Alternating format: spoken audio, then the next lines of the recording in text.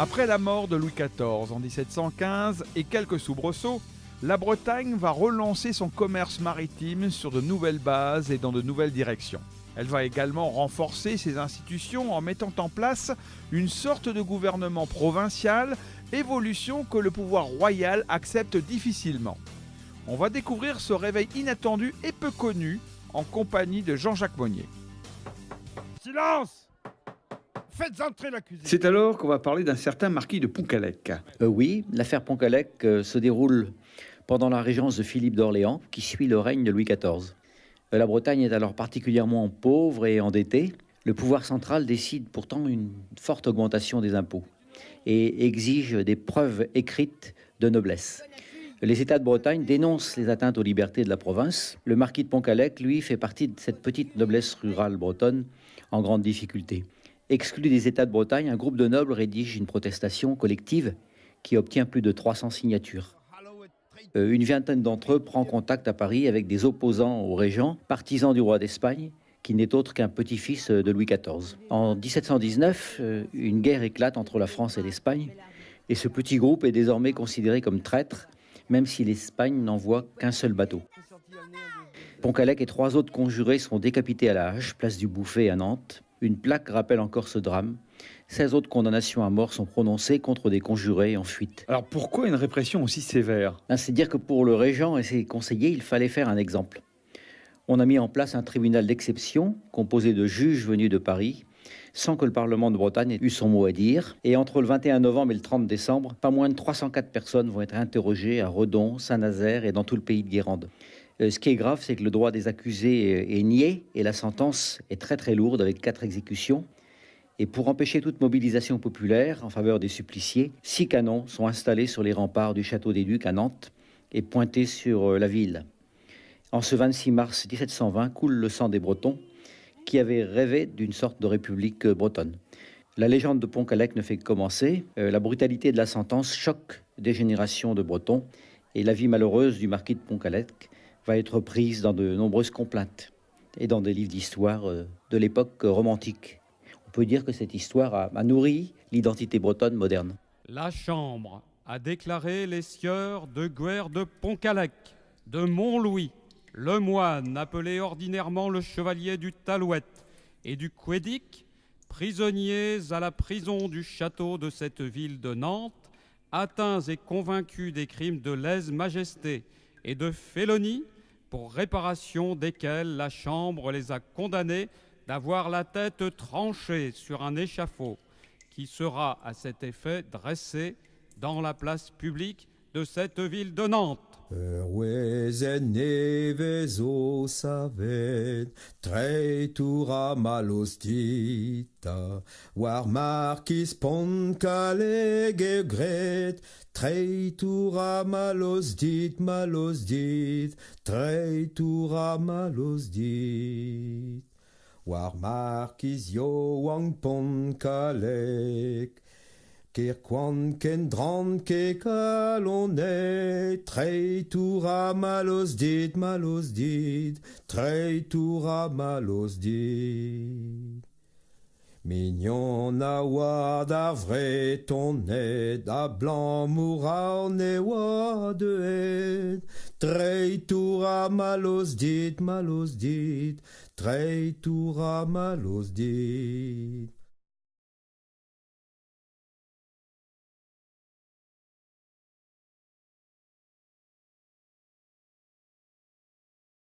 Que va-t-il advenir de la Bretagne dans les décennies qui vont suivre cet événement tragique ? La Bretagne reste annexée au royaume de France, mais avec une autonomie administrative qui se poursuit. Et au cours du XVIIIe siècle, on va voir un phénomène très étonnant, c'est la Bretagne va regagner de l'autonomie. C'est-à-dire qu'elle va mettre en place non seulement les États qu'elle avait toujours, c'est-à-dire une assemblée, mais aussi une sorte de gouvernement qui s'appelle la Commission intermédiaire des États. Entre 2 réunions des États, il y a donc un certain nombre de personnes qui dirigent la Bretagne pour appliquer la politique décidée par les États. Et on peut dire que c'est la seule province qui a vu son pouvoir augmenter au cours du XVIIIe siècle. Parce qu'il y avait des intellectuels. Oui, il y avait une volonté bretonne qui n'est plus celle de l'indépendance, mais qui est de tirer le maximum de l'autonomie. Ce qui veut dire qu'on avait mis en place un commerce florissant, encore le commerce du lin qui revenait ?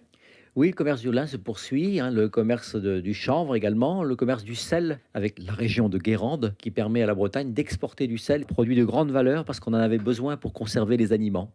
Donc la Bretagne va se relever péniblement, hein, c'est le moins qu'on Oui, puisse donc ça dire. redémarre au XVIIIe siècle avec de nouvelles orientations et avec une orientation qui, vue d'aujourd'hui, est difficilement soutenable. C'était la traite négrière parce que donc il faut trouver un nouveau commerce avec l'effondrement d'autres commerces auparavant, notamment le marché de la toile.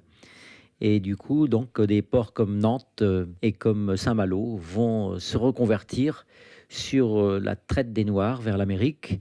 Et ce qui amènera notamment à Nantes l'industrie sucrière, parce qu'on ramène la canne à sucre des îles en les ramenant. Donc on va faire naître une nouvelle activité dans le port. La partie plus à l'ouest de la Bretagne a aussi marché avec ce commerce? Non, le reste de la Bretagne, non. Il y a eu une tentative de l'Orient, comme l'indique son nom, avec les Indes, tentative qui a finalement échoué. Faillite de la Compagnie des Indes, quoi, hein. La Compagnie des Indes a fait faillite, oui.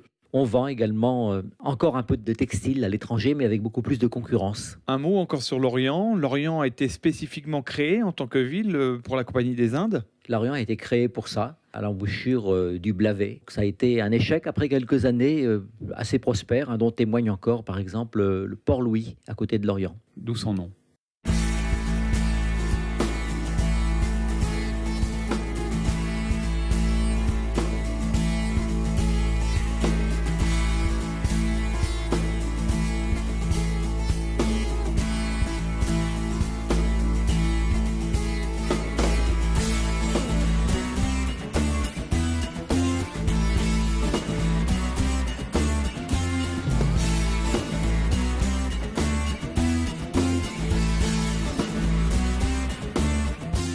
On s'approche de la Révolution française. La Bretagne, à ce moment-là, va se trouver en pointe. Disons qu'elle a développé des institutions provinciales très fortes. Et là, donc, il s'agit de les démocratiser. Et un peu avant la Révolution française, la Révolution va commencer en Bretagne. Parce qu'aux États de Bretagne, à l'Assemblée bretonne, donc, le tiers-État, c'est-à-dire les gens qui sont ni membres du clergé ni de la noblesse, réclament autant de sièges que les autres réunis. C'est une revendication qui part de Bretagne et du Dauphiné, qui vont réclamer localement donc l'égalité. Cette revendication arrivera ensuite au niveau des États généraux en France et provoqueront la Révolution française. On dit d'ailleurs que le premier mort de la Révolution française, C'est à Rennes, c'est oui. à Rennes. Parce qu'à Rennes, il s'agissait de démocratiser les États de Bretagne. Donc, c'était pour que le tiers-État ait une meilleure représentation dans l'Assemblée locale, qu'il y a eu des échauffourées et puis effectivement le premier mort breton. Premier mort de la Révolution française. Là, pas encore question de Jacobin, on est bien d'accord, hein. On n'est pas loin. Non, c'est au sein de la Bretagne qu'il fallait démocratiser. Si on avait réussi à démocratiser un peu plus vite, les Bretons auraient fait front pour la Révolution française et bien soudés, ils auraient certainement pu éviter ce qui a été une grande perte, c'est-à-dire la perte de l'autonomie provinciale.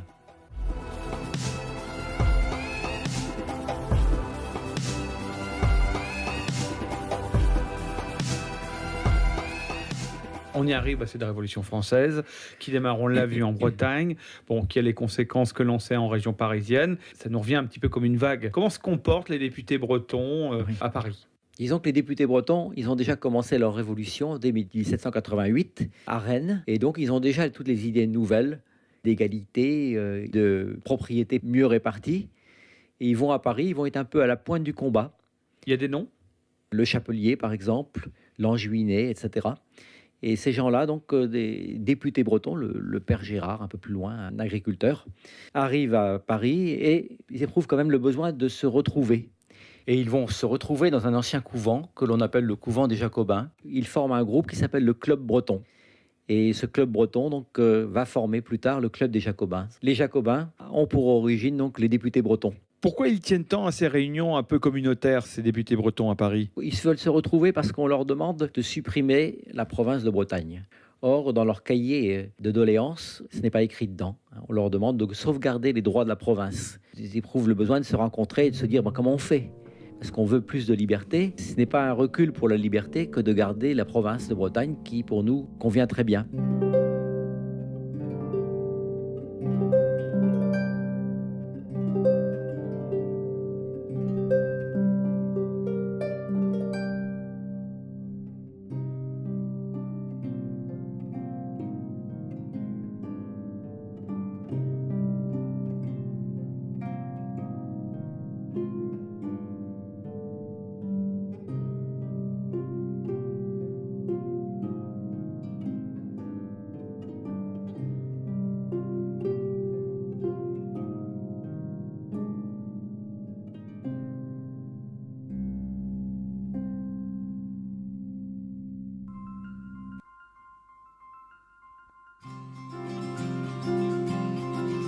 Avec le Dauphiné, la Bretagne se lance la première dans la Révolution.